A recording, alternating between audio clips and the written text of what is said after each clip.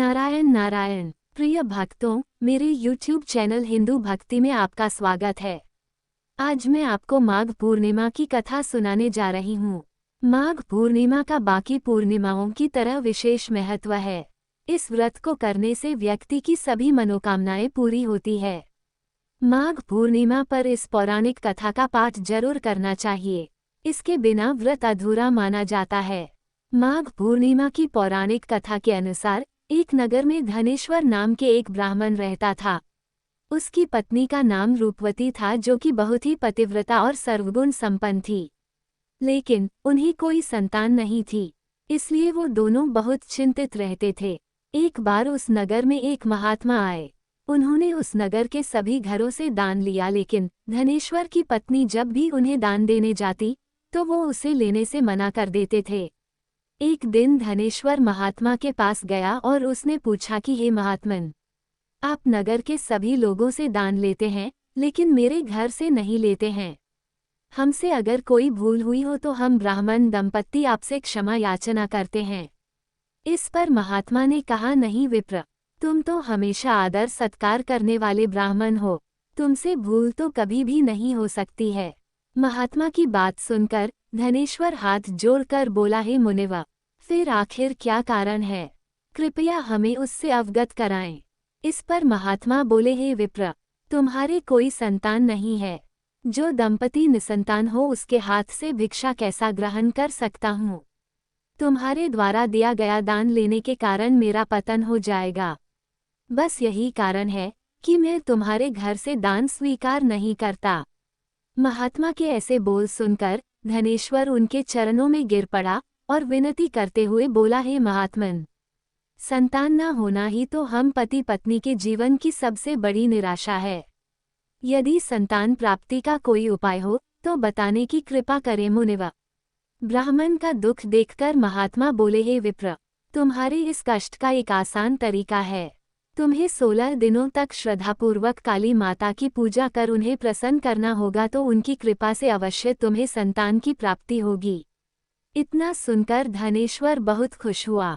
उसने महात्मा का आभार प्रकट किया और घर आकर पत्नी को सारी बात बताई। इसके बाद धनेश्वर मां काली की उपासना के लिए वन चला गया। ब्राह्मण ने पूरे 16 दिन तक काली माता की पूजा की और उपवास रखा। उसकी भक्ति देखकर और विनती सुनकर काली माता ब्राह्मण के सपने में आई और बोली, हे धनेश्वर, तू निराश मत हो, मैं तुझे संतान के रूप में संतान की प्राप्ति का वरदान देती हूँ। लेकिन 16 साल की अल्पायु में ही उसकी मृत्यु हो जाएगी। काली माता ने कहा, यदि तुम पति पत्नी विधिपूर्वक 32 पूर्णिमा का व्रत करोगे तो तुम्हारी संतान दीर्घायु हो जाएगी। प्रातःकाल जब तुम उठोगे तो तुम्हें यहाँ आम का एक वृक्ष दिखाई देगा। उस पेड़ से एक फल तोड़ना और ले जाकर अपनी पत्नी को खिला देना। शिव जी की कृपा से तुम्हारी पत्नी गर्भवती हो जाएगी। इतना कहकर माता अंतर ध्यान हो गईं। प्रातःकाल जब धनेश्वर उठा तो उसे आम का वृक्ष दिखा, जिस पर बहुत ही सुंदर फल लगे थे। वो काली माँ के कहे अनुसार फल तोड़ने के लिए वृक्ष पर चढ़ने लगा। उसने कई बार प्रयास किया, लेकिन फिर भी फल तोड़ने में असफल रहा। तभी उसने गणेश भगवान का ध्यान किया और गणपति की कृपा से इस बार वो वृक्ष पर चढ़ गया और उसने फल तोड़ लिया। धनेश्वर ने अपनी पत्नी को वो फल दिया, जिसे खाकर वो कुछ समय बाद गर्भवती हो गई। दंपत्ति काली माँ के निर्देश के अनुसार हर पूर्णिमा पर दीप जलाते रहे। कुछ दिन बाद भगवान शिव की कृपा हुई और ब्राह्मण की पत्नी ने एक सुंदर बेटे को जन्म दिया, जिसका नाम उन्होंने देवीदास रखा। जब पुत्र 16 वर्ष का होने को हुआ तो माता पिता को चिंता होने लगी कि इस वर्ष उसकी मृत्यु न हो जाए। इस पर उन्होंने देवीदास के मामा को बुलाया और कहा, तुम देवीदास को विद्या अध्ययन के लिए काशी ले जाओ और 1 वर्ष बाद वापस आना। दंपत्ति पूरी आस्था के साथ पूर्णिमासी का व्रत कर पुत्र के दीर्घायु होने की कामना करते रहे। काशी प्रस्थान के दौरान मामा भांजे एक गांव से गुजर रहे थे। वहां एक कन्या का विवाह हो रहा था। विवाह होने से पूर्व ही उसका वर अंधा हो गया। तभी वर के पिता ने देवीदास को देखा और मामा से कहा, तुम अपना भांजा कुछ समय के लिए हमारे पास दे दो। विवाह संपन्न हो जाए उसके बाद ले जाना। ये सुनकर मामा ने कहा, यदि मेरा भांजा ये विवाह करेगा तो कन्यादान में मिले धन आदि पर हमारा अधिकार होगा। वर के पिता ने मामा की बात स्वीकार कर ली और देवीदास के साथ कन्या का विवाह संपन्न करा दिया। इसके बाद देवीदास पत्नी के साथ भोजन करने बैठा, लेकिन उसने उस थाल को हाथ नहीं लगाया। ये देखकर पत्नी बोली, स्वामी, आप भोजन क्यों नहीं कर रहे हैं? आपके चेहरे पर ये उदासी कैसी? तब देवीदास ने सारी बात बताई।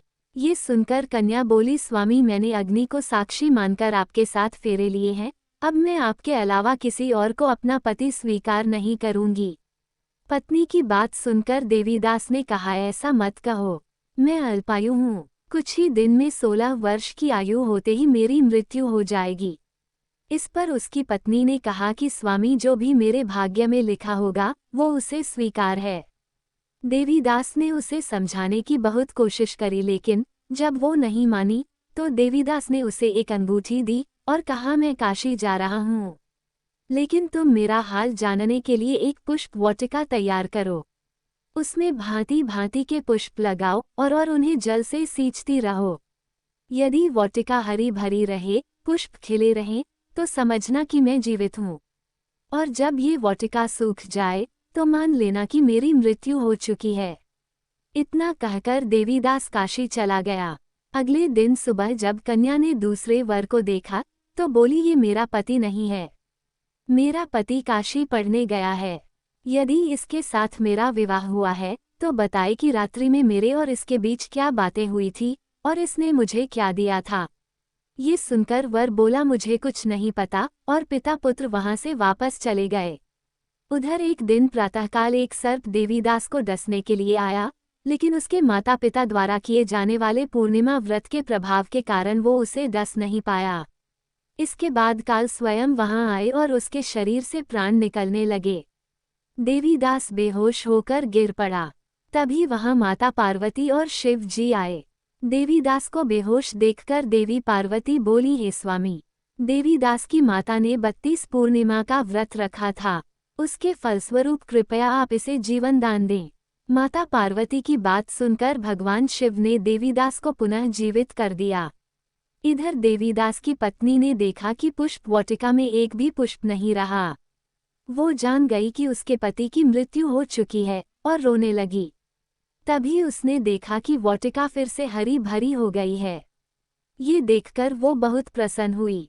उसे पता चल गया कि देवीदास को प्राणदान मिल चुका है। जैसे ही देवीदास 16 वर्ष का हुआ, मामा भांजा काशी से वापस चल पड़े। रास्ते में जब वो कन्या के घर गए तो उसने देवीदास को पहचान लिया और प्रसन्न हुई। धनेश्वर और उसकी पत्नी भी पुत्र को जीवित पाकर हर्ष से भर गए। माघ पूर्णिमा व्रत कथा। एक अन्य कथा के अनुसार नर्मदा नदी के तट पर शुभाव्रत नामक विद्वान ब्राह्मण रहता था, लेकिन वह काफी लालची था। उसका लक्ष्य किसी भी तरह धन कमाना था और ऐसा करते करते ये समय से पूर्व ही वृद्ध दिखने लगा और कई बीमारियों की चपेट में आ गए।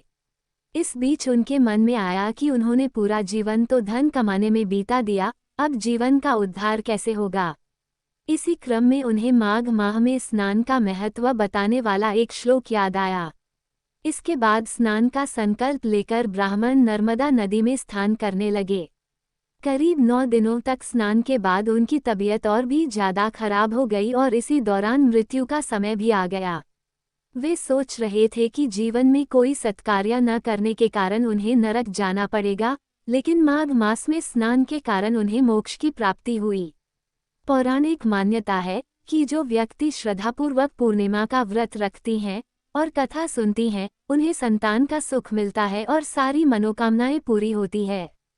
हमें उम्मीद है प्रदोष व्रत कथा आपको पसंद आई होगी। अगर आपको ये कथा पसंद आई है तो चैनल को सब्सक्राइब, लाइक और शेयर जरूर करें। ऐसे ही व्रत कथा सुनने के लिए जुड़े रहें मेरे YouTube चैनल हिंदू भक्ति के साथ।